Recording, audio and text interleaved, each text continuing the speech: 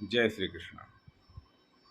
गीता सुनें, गीता पढ़ें, अपने जीवन का सही निर्णय करें। श्रीमद् भगवत गीता स्वाध्याय के द्वारा गीता के शब्दों में जो प्रेरणा भगवान ने दी है, उसके ज्ञान के द्वारा हम अपने जीवन में सही निर्णय करें, सही और उत्तम जीवन जिएं। इसलिए निरंतर स्वाध्याय की आदत हम लोगों की बननी चाहिए।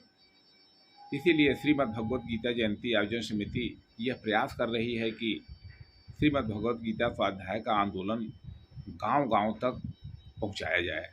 आइए आज हम गीता स्वाध्याय के अंतर्गत 17वें अध्याय के प्रथम श्लोक का पाठ कर रहे हैं। यह 17वें अध्याय का नाम है श्रद्धा त्रय विभाग योग। इसके प्रथम श्लोक में अर्जुन ने प्रश्न पूछा है, जो इस प्रकार से है। अर्जुन उवाच ये शास्त्र विधिम उत्सृज्य यजन्ते श्रद्धयान्विता तेषां निष्ठा तु का कृष्ण सत्वमाहो रजस्तमः। अर्जुन ने पूछा, हे कृष्ण, जो शास्त्र विधि को छोड़ करके श्रद्धापूर्वक देवों का यजन करते हैं, उनकी स्थिति क्या होती है? वे सात्विक होते हैं, राशिक होते हैं या तामसिक होते हैं? इसका निर्धारण कैसे किया जाए? बंधुओं, 16वें अध्याय में भगवान ने मनुष्यों के दो प्रकार की संपत्तियों का वर्णन किया है, दैवी संपत्ति और आसुरी संपत्ति। और इसी अध्याय के अंत में उन्होंने ये बात कही है कि हमें अपने कर्तव्य कर्म का निर्धारण शास्त्रों में बताए गए नियमों के आधार पर करना चाहिए। लेकिन यदि कोई व्यक्ति शास्त्रों का जानकार नहीं है तो लेकिन वह श्रद्धावान है, तो फिर उसकी क्या स्थिति बनती है, उसको क्या परिणाम प्राप्त होता है? ऐसा अर्जुन ने यहाँ पर भगवान से अपनी जिज्ञासा व्यक्त किया है। बंधुओं, श्रद्धा तो होती है, लेकिन शास्त्रों का जो त्याग है उसके भी मुख्य रूप से 3 कारण हो सकते हैं। पहला तो यह है कि भाई शास्त्रों या संविधान की हमें जानकारी नहीं है, परिस्थिति नहीं मिल पा रही है, सत्संग नहीं हुआ है, तो हमें जो नियम है पूजन के उसका पता नहीं है। दूसरी बात यह है कि हम शास्त्रों को जानना ही नहीं चाहते हैं और ये बात कहते हैं कि अरे शास्त्रों को छोड़ो, शास्त्रों में क्या रखा है। तो ये भी एक बड़ी बात है कि अज्ञान, उपेक्षा।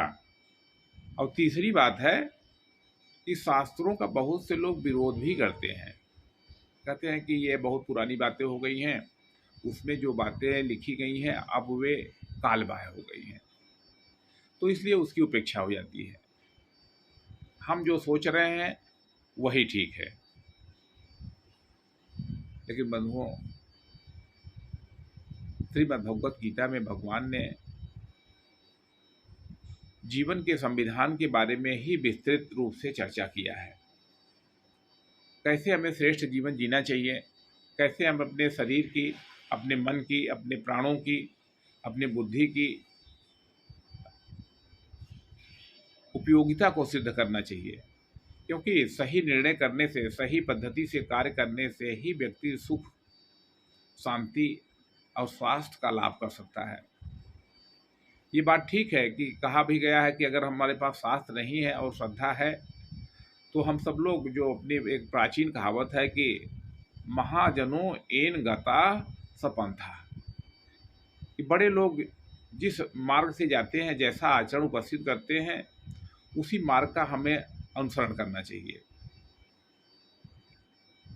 लेकिन हमें इसके साथ ही शास्त्रों की उपयोगिता के बारे में और जानकारियों को भी इकट्ठा करना चाहिए, क्योंकि ठीक से यजन करने से ही हम आगे जा पाएंगे। आगे भगवान ने अर्जुन के उत्तर में विस्तृत रूप से जो तमाम बातें बताई हैं कि वास्तव में जो सात्विक भाव का व्यक्ति है वह तो दैवी संपत्ति का स्वामी होता है, लेकिन जो राजसी और तामसी गुणों से युक्त व्यक्ति है वह आसुरी प्रवृत्ति का व्यक्ति होता है। तो इसलिए हमें अपने आचरण को ठीक रखने के लिए अपनी भावना के साथ ही साथ हमें अपने विचारों को भी ठीक रखने के लिए शास्त्र स्वाध्याय की आदत डालनी चाहिए। हमारे वेद कितने हैं? चारों वेदों के बारे में आज आप देखिए कि हिंदू समाज में कोई अध्ययन न के बराबर होता है।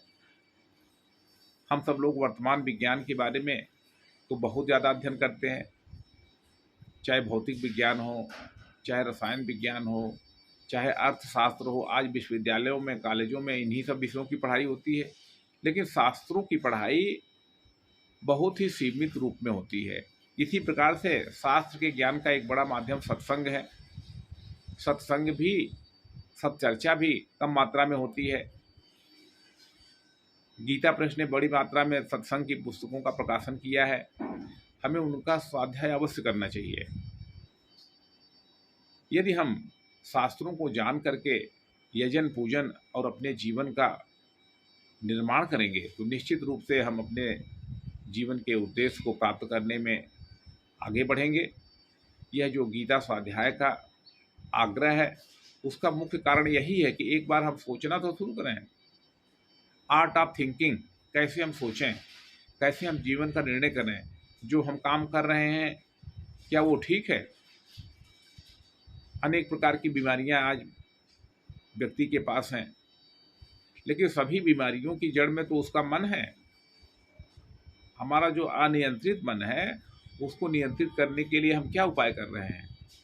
तो अपने अनियंत्रित मन को नियंत्रित करने के लिए शास्त्रों में बताए गए विचार और उपाय बड़े ही उपयोगी हैं। लेकिन जब हम स्वाध्याय करते ही नहीं हैं, उपेक्षा का भाव रखते हैं या कभी कभी विरोध का भाव भी रखते हैं कि अरे हम जैसे हैं वैसे ही ठीक है, तो फिर सुधार होने की गुंजाइश न के बराबर रह जाती है। इसलिए आइए हम सब लोग मिल करके चिंतन करें, प्रयास करें कि हमें एक स्वस्थ भारत का, हमें एक उन्नत भारत का, हमें एक प्रबुद्ध भारत का, हमें एक पर्यावरण को बचाने वाले भारत का निर्माण करना है। कैसी आज स्थिति हो गई है देखिए, आज हमारे देश का सबसे विकसित शहर, बुद्धिजीवियों का, वैज्ञानिकों का, सॉफ्टवेयर कंपनियों का सबसे बड़ा अड्डा बंगलोर है। लेकिन वहाँ के लोगों को क्या कहा जाए, वहाँ पर ये स्थिति बन गई है पानी को लेकर के 3 दिन पहले पानी वहाँ पर बुक कराना पड़ता तब पानी मिलता है। तो विज्ञान में तो आगे चले गए, अनेक चीज़ें बना रहे हैं, लेकिन जीवन कैसे जी पाओगे इसका निर्धारण कैसे होगा? तो इसलिए संतुलन ये जरूरी है। शास्त्रों में जो बात कही गई है वो जीवन शैली से बातें हैं कि यदि हम अपने जीवन पद्धति को ठीक नहीं रखेंगे तो जो हजारों साल से पर्यावरण के साथ हमारा साम्य बना रहा है, अपने यहाँ पीपल की पूजा भी की जाती है, वृक्षों की पूजा की जाती है, जल की भी पूजा की जाती है, क्यों? हर चीज़ को, प्रकृति की हर चीज़ के साथ हमारा तादात्म्य और संतुलन शुद्ध भावना के साथ होना चाहिए, उपयोगिता के आधार पर नहीं होना चाहिए।